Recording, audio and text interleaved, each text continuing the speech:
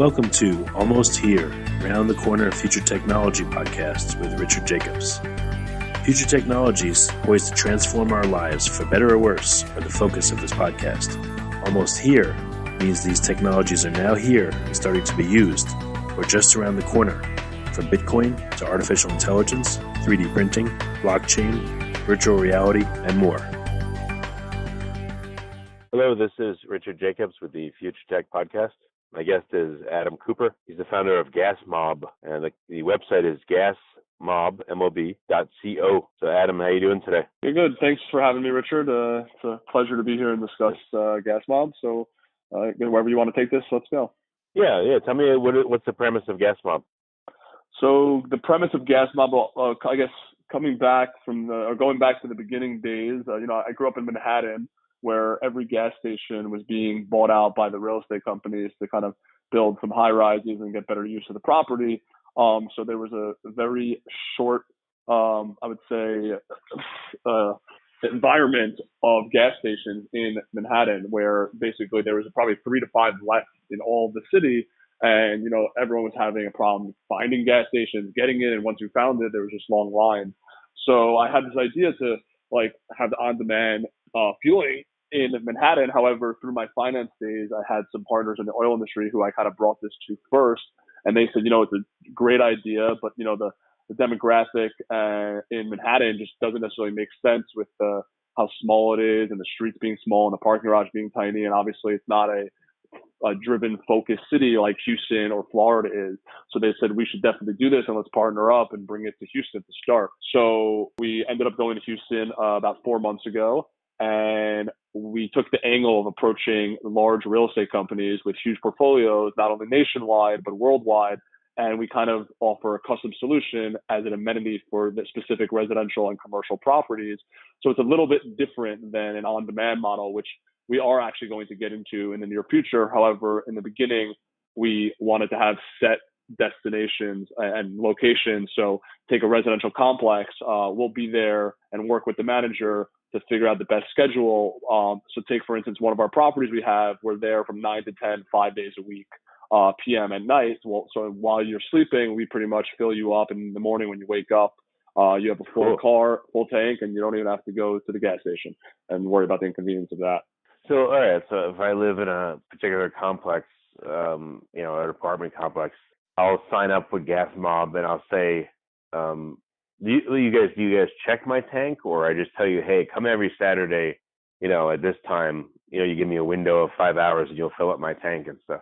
So every location is a little bit different. But just to give you a little bit background on how the app works. So take one specific residential complex, let's say it's yours, and we have an agreement with the owner. The benefit of also having an agreement with the owner is that they market specifically for us and together with us to each resident. So basically every resident will get an email. There'll be some marketing materials in the lobby, added to their doorstep. And once you download the app on Android or iOS, you basically download it, you put in your profile, you add your car, vehicle, your credit card, and you'll see your location. And when you choose a location, there'll be a set price that's changed daily and a schedule that's on there. And it'll be anywhere from an hour to a 3-hour window, depending on the property. So right now it's not on demand. It's not like, help, my gas tank's empty, come. It's again, on a schedule that I choose. So it's a schedule that you choose, but right now there isn't any, we actually have had a request of just having a recurring order, like come once a week and fill me up. However, right now that's not an offer. So you would have to order it each week or each time you wanted it, but you lock your car, you just you're reminded to leave your tank open. And once we fill it up, you get a text message and an email receipt that your order has been completed with a breakdown. Yeah, that's what I was going to ask is how do you get into the gas tank? Because a lot of them are locked. You have to use a mechanism inside the car to open it. Some of them have keys on it. Yeah, so most of them, majority of them, obviously there's a very small pool that you can't leave the tank open, but most cars you could pop the tank from inside and then lock your car. And then once we're done filling, we just close it and it's locked again. And, there's really not much concern. If you're actually ordering gas, most likely you don't have that much gas in there and have to worry about someone trying to steal your gas because it's open and not locked. Okay, that makes sense. I just wonder if there's I guess depending on the make and model of the car, I wonder if there's a way to get in an automated way. You could work with, vehicle manufacturers, with the permission of the owner, so you can get into cars without having to ask them? A couple of things that are with the new tech that's coming out, not only from our end, but from other companies, not only the car companies, but if you even take Ford just launched with their new car, an app, which it lets you know when the car is on empty. So we could probably eventually build APIs towards the car companies and each car is individual. And eventually, just like you could order on Amazon automatically, we'll most likely know when your tank's empty, the same way Amazon will know that you're out of milk or something and automatically order it. So that's something that we're working on, and we're always paying attention to where the tech is going. But there is a bunch of different technologies that are coming out to, I guess, increase or I guess make it less or more convenient for the consumer and us as well. Yeah, I'm from New York too, and I don't even know how people got gas in Manhattan, because there'd be like 2 or 3 stations. I don't know how they'd find it and what all those people would do, but I know there's a lot more public transport there. But Houston or other cities, I know it's completely different. Yeah, but in Houston, one of the funniest things that we've gotten from all our meetings is, I guess there's a norm in Houston for every woman basically asking their husband to go fill their tank up on a Sunday night. And every meeting I had, every woman that we met with was like, now I don't have to force my husband to go fill my car up on Sunday, because one, it's very dangerous, it's dirty, it's inconvenient. And then every husband was like, it's going to be a big pleasure that I don't have to go get forced to take my wife's car to the gas station. So it's quite funny walking into a lot of those meetings on the same day with different companies, and they all had like a very similar opinion on the topic. Yeah. So how many cities are you in right now? You're in Houston, or where else? Currently, we're in Houston, and we just launched Miami 3 to 4 weeks ago. So we're going to be focusing pretty much on those 2 cities, expanding to nearby cities, and eventually, we are constantly looking. I wouldn't say constantly. We are about to launch a investment run to see to get some partners on board as well. And if depending on how much we raise, we will probably expand to different cities pretty quickly. Yeah, it'll be interesting to see the habits of people in different cities and all that stuff. Like Miami, I'm sure it's very different, and it probably depends on ethnicity and all kinds of stuff. And older communities, they'll do it one way, and condominiums, they'll do it another way versus single family, et cetera. So 100%. But the one thing, depending on the economics and the industry, everyone drives. And right now we are very competitive, and we're the same price as the local average gas station in the area of the property we're providing. And then also, just to make clear, we're also doing commercial properties and also corporate clients and fleets as well. What about something special for Uber and Lyft drivers? People that run fleets, auto dealers, that kind of thing. It seems like this would be a real easy way to partner with all those, commercial enterprises. Definitely been a topic of conversation. I actually know one of the founders of Viber, who launched a competitor to Uber called Juno in Manhattan. I'm not sure if you're familiar with it. So I was speaking with him, and he was recommending, a lot of most of the Uber drivers are all the same Lyft drivers and Juno drivers. And he said one of the best angles is that he said at a given time in JFK Airport or LaGuardia Airport, there's probably about 2,000 to 3,000 cars that just sit there waiting for pickups. So he's like, if you could get into that area and just fill them up while they're waiting, would be a golden opportunity. So it's definitely something we're working on. But the thing is, we're not in New York, so we would have to look at that in Houston and Miami, which should work as well. Yeah. When you do the fill up, so you have a big gas truck that comes along and dispenses into each car? Is that what it looks like? So we have 3 different types of trucks. We have a large bobtail truck, which ends up being our distribution truck, which holds about 5,000 gallons. Consumers won't be seeing that truck. What they'll see is an F-350 customized that holds about 400 gallons, 200 of regular and 200 of premium. And our third truck, which is in the making, is a 1,200 gallon truck, which will be more for the hospitals and the corporate fleets that have larger cars parked at their locations. Interesting. Are you, what about flipping the model a little bit? A mobile or a semi-mobile gas station.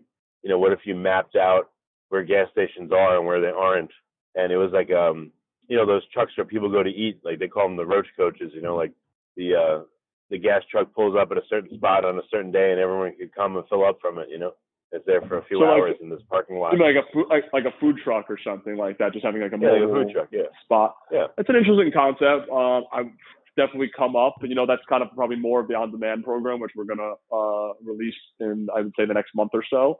Our angle, the reason why we rolled out the on-demand later, is there are a couple of competitors out there that do the on-demand model, and from our analysts and from our research, we don't see that as a standalone model working economically and logistically. It's like a nightmare. But we do see it working where if we have certain properties that have, one of our properties in Houston has 15,000 cars parked at it. So we could then take that area and say, within a 5-mile radius, we're going to do on demand for that location. So anyone that has an address within that location will be able to do on demand. And we think that model, and as we grow with more properties and adding the on demand, it'll work better. So it's not going to be on demand for the entire city. It's going to be like a slow rollout in certain areas and radiuses. Yeah, no, that makes sense. But I would guess but you're right. But sorry to cut you off. But your idea of the flipping it is interesting. I never thought about that exact angle of something to talk about. Yeah, it's just different ways to slice it, and I would think also too, you'd be able to evaluate, as you fill up people, you'd see some people like you don't need to fill them up all the way. Some people you can't fill them up fast enough. So I would think over time you can correlate people's driving habits and maybe have a little questionnaire that they could fill out when they sign up, and then you'd know how much to fill them up. You could gauge. Or if there, I don't know, I guess maybe there's some way, also maybe in the future through the car's computers to see how many miles they've driven. Maybe they give you permissions for that so you know exactly when to fill them up too. No, so there's ways to do that, and to be honest, there is a custom solution where you could request a specific amount versus just topping off on the app right now. I'm sure there's minimums, right? You don't want to put $5 in someone's tank as a waste.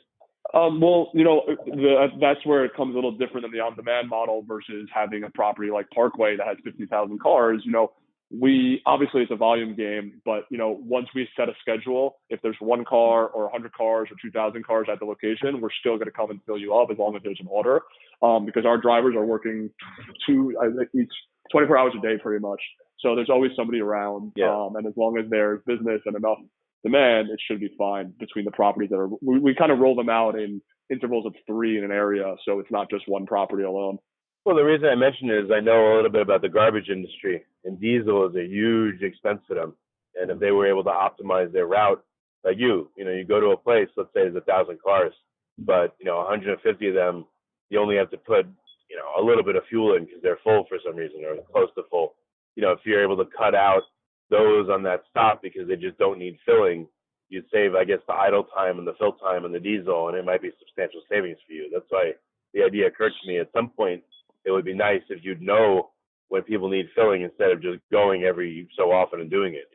For sure, that's definitely like I said, with the technology evolving. Hopefully that happens. But right now, the customer usually knows when they're out empty or they're close to it, and they can just open up the app and order it. And the trucking business, like you said, or the garbage business is definitely a great model. We have a fleet and corporate division, which not only gives them the ability to save the time and have like a top-off model at night where we come and do the whole fleet, we also have a back-end portal which they get to look at and has data and has all the information that's needed by each car, by each license plate. So they also could kind of make sure everyone is, and making sure what is filled up in every car and what the cost is. It'll probably save them money and make sure no one's doing anything extra on their fuel cards or fleet cards, whatever they provide to their drivers.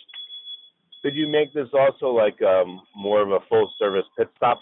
You clean the windows, you replace the wiper fluid, maybe even like change the oil or something. Maybe there's something you can do within 60 seconds or 2-3 minute time while it's filling, and provide additional services to the person while you're there, filling the car up, filling the tires, something like that. You're 100% right, and that's part of our rollout in the future. We kind of wanted to focus on fuel since that's something that people need the most.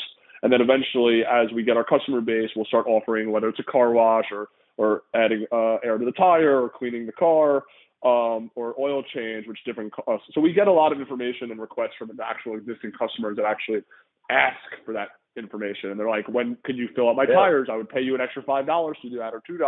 Yep. So it's definitely something that we're looking for. But the question is when it will happen. We want to focus on the fuel right now and offer that later on. Because once you get the customer in the door, to offer new features and new services, it's pretty simple. They're going to use you once they're a customer. Well, your average customer value will be tremendously more. Like, I would love that. You come, clean up, but, I'm in my car a lot. I throw stuff on the floor. I'd love someone to come, clean it up, fill it up, do the windows, all that stuff, like once a week. It would be great.